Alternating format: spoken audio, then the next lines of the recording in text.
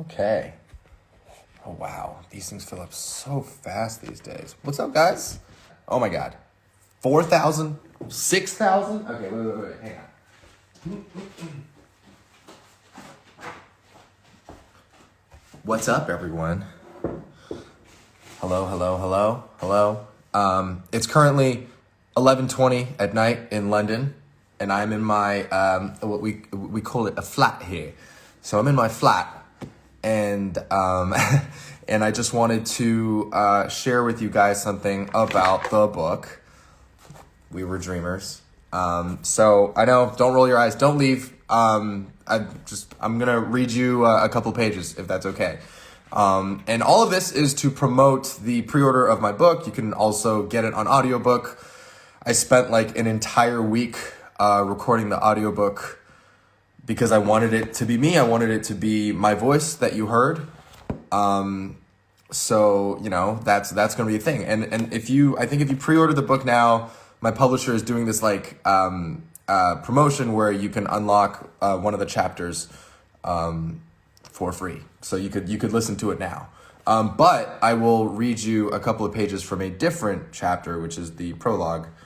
And if you guys want to, you could stick around, and I'll read you a couple pages. Is that all right? What's up? Okay. I was reading some quick comments. Wow, dropped down to 7,000. Okay, well, this is me reading my book. So hopefully people want to stick around for that. Anyway, We Were Dreamers. An immigrant superhero origin story. I got a shower, sorry. Wow. Okay, here it goes. Prologue. The call that would forever alter the course of my life came on a hot July afternoon in Toronto as I was lounging around in my underwear eating a bag of Nongshim shrimp crackers. I hope you guys know what that is. I'd flown to New York and screen tested for Marvel Studios just 2 days prior and was desperately trying to pass the time until they made their decision. This particular day, I had finished my scenes for Kim's Convenience early in the morning and then gotten some shut-eye after returning home. I'd barely woken up and cracked open the bag of crispy fried treats when my phone lit up. Unknown number, Burbank, California. Now, ordinarily, I wouldn't have batted an eyelash. It could have been from a friend I'd forgotten to save into my phone, or my manager calling from a remote office, or a Nigerian prince searching desperately for a place to stash his money. In quotation marks, of course. But this day is different. This day, I know exactly who is on the other side, and I know exactly what he is calling to tell me. My heart pounds furiously as I grab my phone and yell/shriek the most unattractive hello you could ever imagine. The divine voice of Kevin Feige answers back. Hello, Simu, this is Kevin from Marvel Studios calling. I'm here with some folks in the office who want to tell you something. My head is spinning so fast I want to fall over and puke my guts out. Far off in the distance, I hear our director, Destin Daniel Cretton's jovial voice. I want you to be Shang-Chi, man. Oh my God. I collapsed to the floor with tears already streaming down my face. My entire body is on fire. I want to thank Kevin a trillion times over, but also to get the hell off the phone before he changes his mind. Kevin tells me I'm going to be at the San Diego Comic-Con in 4 days, where I will be announced to the world as Marvel's newest Avenger. Now, Simu, it's imperative that you not tell anyone before we break the news. We don't want any leaks. Just hold it in for 4 days. Sound good? No problem, sir. I won't let you down. It's the first and only time I will lie to Kevin Feige. I hang up the phone and drag myself to bed, where I sob and convulse into my pillow for what feels like forever. I have just fulfilled a dream so inconceivably far-fetched that I may as well have wished for a pet unicorn or a treehouse made of rainbows. As this impossible reality begins to set in, I repeat these words to myself over and over again. I'm going to be a superhero. A minute later, unable to hold in my secret any longer, I call my best friend Jason to break the news. He was one of the only people in the world who knew that I was up for this role. Yo. Jason's voice is monotone and blasé, almost as if he's annoyed that I've taken him out of whatever Nintendo Switch game he'd been playing. As per usual for our relationship, I decide to troll him a little bit. So the thing is, I can't tell you anything. I say, trying to match his detached demeanor. So here I am calling you and not telling you anything. Okay. I am definitely not going to tell you who just called to offer me a job. Dude, I have no clue what you're talking about. Wait. Yep. Are you serious? Are you fucking serious? We both scream in unadulterated joy after I assure him that I am, in fact, fucking serious. So that was the first 2.5 pages from my book, We Were Dreamers, an immigrant superhero origin story. Sorry for those of you who just joined in the middle. I just wanted to give you guys a little flavor of A, what it reads like, and B, what it sounds like with my voice. I really do think it's special. And you guys should really consider pre-ordering it. I've pinned the link down there, and if you pre-order now, you will get access to, I believe, not the prologue chapter, but chapter 1, which is one of my favorite chapters in the book, obviously. But yeah, hope you guys enjoyed it. These are my copies right here. It's really exciting and like really surreal to be able to hold them in my hand. And to actually be able to read from it, it's really, really awesome. And what was it that Julia Fox said at the Vanity Fair Oscar after party? She said, "I don't want to be superstitious. I'm sorry, I don't want to say anything too soon because I'm superstitious, but it is like a masterpiece, if I do say so myself."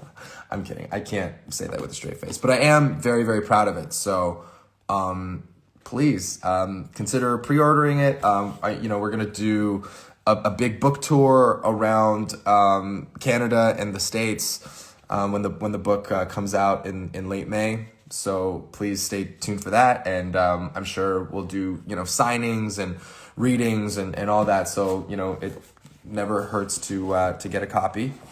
And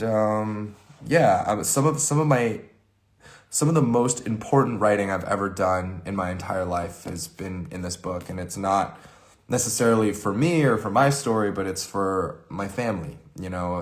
Speaking about my parents growing up in China in the 60s and 70s, that was just like such a fulfilling process for me to be able to listen in and to interview them and to hear step by step exactly how they got to where they are.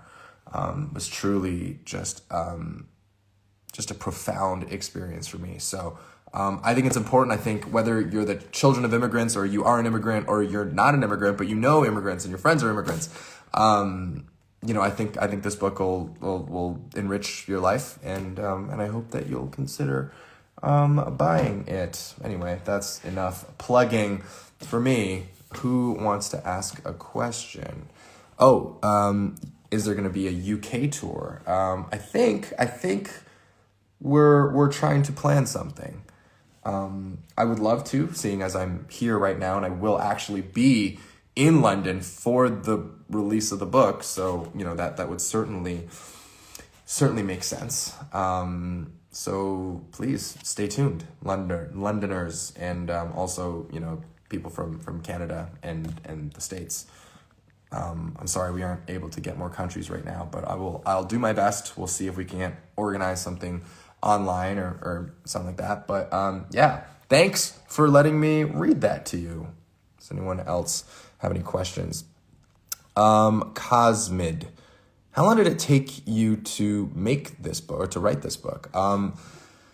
It took about a year of like hardcore writing. So crafting the bones and the skeleton, figuring out the structure, and then actually, going in and typing and just going chapter by chapter until the end. And then another year to edit and trim and rewrite and cut. That's such an important process in the writing. Sorry, that's an important part of the writing process. Of course, I can't speak words right now. It's not really selling me as a writer. But once you have all of the raw materials, it's the arguably the most important part is to craft it into a usable story in which through lines are, tracked and followed through, and story points are paid off later and introduced early on, and all that good stuff. So it took in all 2 years, and I honestly wouldn't have it any other way. When you go chapter by chapter and you finish that final chapter, it really, it can feel deceivingly like you've written a book, but trust me, you need to take that. If anyone's wondering if I have any advice, you need to take the time to trim down and edit and read through over and over and over again, just to make sure that the message to the reader is clear, because, you're not writing the book for you per se. You're not writing the book so that you can feel all the feelings. You're writing a book so that the audience can feel feelings. So yeah, that's my answer to that question. What has been the best thing you've learned from writing this book? It's some combination of unpacking things throughout my childhood and unpacking things from my parents, getting answers to questions that I always wondered as a kid. Hey, why did you say this to me at this time? When you did this to me, what were you intending? What was going through your mind? I feel like so often we carry these traumas with us, traumas that our parents instill in us, which is inevitable. Every child carries trauma from their family, from the way that they were brought up. And, it can be tough if you don't have that closure, if you don't have that conversation, with an open line of communication that they're, actually able to respond, and you can have constructive dialogue and talk about what happened. Some of the most traumatic moments of my life, I was able to kind of confront them in a way, in a safe space, obviously. It was a process through which I think we grew closer as a family, and we healed a lot of the wounds that we kind of had just covered up, for many years. So that was by far my favorite part of writing this book. San Francisco tour. I do believe we're doing a San Francisco tour. What is my favorite part of London so far? It's the scenery, just the fact that every street you walk down is picturesque. It's such a beautiful, beautiful city. I also love how big but also walkable it is. When did you decide you wanted to write this particular book about you and your family? What's crazy is that I first was approached by an agent to write a book back in 2018.